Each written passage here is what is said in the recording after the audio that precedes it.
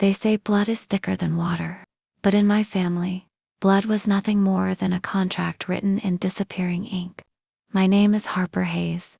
For as long as I can remember, my life was defined by a single, crushing shadow, the shadow of my father, Arthur Hayes, and his golden child daughter, my younger sister Chloe, to my father, a ruthless businessman who measured human worth solely by bank accounts and social status. I was always the disappointment. I wasn't elegant like Chloe. I didn't major in corporate law or marry into a high society family. Instead, the day I turned 18, I joined the military. I still remember the sneer on my father's face when I told him I had enlisted. He looked at me with pure disgust, completely dismissing my choice. To him, I wasn't serving my country. I was just running away because I didn't have what it took to survive in his elite world. Over the years, whenever I visited home, the treatment never changed. I was invisible. If I tried to speak during dinner, my father would cut me off. Turning his attention back to Chloe, praising her latest shopping trip or her connections, I learned to keep my head down, wear my uniform with quiet pride, and accept that I would never be the daughter he wanted. But then, our grandfather passed away. Grandfather was the only person who truly saw me. He loved my quiet discipline and my dedication to a higher purpose. When his will was read, it sent shockwaves through the family. He had bypassed my father entirely, leaving his entire $12 million estate and inheritance directly to me. The moment the announcement was made, the fragile peace in our family completely shattered. My father's indifference instantly turned into a cold, calculating rage. He couldn't accept that the daughter he despised was now holding the keys to the family fortune. He immediately demanded I sign the inheritance over to him and Chloe, claiming I was incapable of managing such wealth. When I quietly refused, his eyes turned ice. He told me he would destroy me. That brings us to that fateful morning in federal court. I walked into that massive, imposing courtroom completely alone. I wore a simple, dark civilian suit, keeping my head high despite the heavy silence of the room. On the other side of the aisle sat my father and Chloe, looking untouchable. They hadn't just brought themselves, they had hired one of the most ruthless, high-powered corporate attorneys in the state. As the judge took his seat, my father leaned over to his lawyer, his voice cutting through the quiet courtroom, just loud enough for me to hear. He pointed a finger at me, a cruel, mocking smile on his lips. "Don't worry about her," he whispered loudly. "My daughter is just a grunt. She has no power here." But what my father didn't know that day was that his words were about to cost him everything. He thought he was playing a game against a helpless soldier. He had no idea who he was actually dealing with. The legal battle began, and it quickly became clear just how far my own blood was willing to go to tear me down. My father's attorney stood up, his voice booming with artificial confidence. He painted a picture of me that was utterly heartbreaking. He presented fabricated psychological evaluations, distorted stories from my childhood, and twisted my military service to make me look unstable and incompetent. Every word felt like a physical blow to my chest. I sat there, listening to my own father describe me as an erratic, incapable failure who was taking advantage of a dying old man. I looked over at Chloe. She was sitting gracefully, buffing her nails, occasionally looking at me with a smirk of pure satisfaction. The sheer betrayal was suffocating. These were the people who were supposed to protect me, yet they were standing in a federal court, completely destroying my character just to get their hands on $12 million. My heart was racing, and for a moment, the old feelings of worthlessness tried to creep back in. I felt smaller, broken by the sheer cruelty of it all.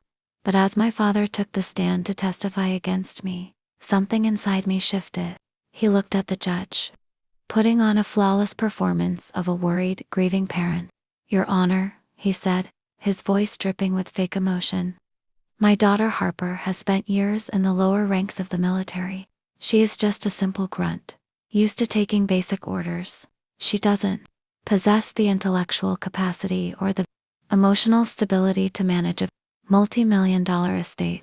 It belongs in the hands of those who actually understand the law and business." Hearing him say those words out loud, under oath, did something to me. The pain and the heartbreak suddenly burned away, replaced by a cold, unwavering strength.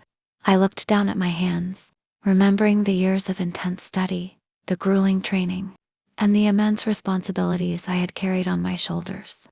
I had allowed my family to treat me like a shadow for far too long because I loved them. But looking at them now, trying to legally steal what my grandfather had explicitly trusted me with, I realized they didn't deserve my silence anymore. Until everything changed in a single motion. The judge looked over at me, his expression grave. "Ms. Hayes," the judge said, "your father's counsel has raised serious questions regarding your competence and your current standing. Do you have any legal representation or any evidence to counter these severe claims?" I stood up slowly, smoothing down my blazer. The entire courtroom fell dead silent. My father leaned back in his chair, folding his arms, fully expecting me to break down or beg for a settlement. Chloe giggled softly into her hand. They honestly believed they had one. They thought they had. Backed a helpless Grunt into a corner. I looked the judge directly in the eye, my voice steady, clear, and echoing with absolute authority. "Yes, Your Honor, I do have representation, and I would like to submit my official credentials to the court." I opened my briefcase and pulled out a certified folder, stepping forward to hand it to the bailiff. "For the record," I announced, my voice cutting through the room like a razor, "I am not a civilian seeking representation. I am an active duty, high-ranking officer within the Judge Advocate General's Corps. I am a JAG officer." The silence that followed was deafening. I watched the color completely drain from my father's face. His folded arms dropped instantly. His mouth opened slightly, but no sound came out. The high-powered attorney they had hired froze, his eyes widening in sheer panic as he looked at the documents being passed to the judge. Chloe's smug smirk vanished entirely, replaced by confusion and sudden fear. The judge reviewed the papers, a look of profound respect crossing his face. "The record will reflect," the judge announced, "that the defendant is indeed a fully qualified, high-ranking military attorney specializing in federal and international law. For years, I had kept my specific rank and my transition into the JAG Corps completely private from my family. They never asked about my life, so I never told them. They assumed because I was in the military, I was just a low-level foot soldier. They had no idea that while they were busy spending money, I was prosecuting complex federal cases and running entire legal divisions." I turned around to face my father and his attorney. The tables hadn't just turned. The entire room belonged to me now. With the precision of a trained prosecutor, I systematically dismantled their entire case. I presented ironclad evidence, showing that the psychological evaluations they submitted were completely fraudulent, traced back to a doctor my father had personally paid off. I exposed their hidden debts and proved that my father's business was on the brink of bankruptcy, which was the real reason they desperately needed my grandfather's millions. By the time I finished presenting my evidence, my father's expensive lawyer looked like he wanted to disappear through the floor. He knew they were entirely exposed. The judge looked down at my father with absolute disgust.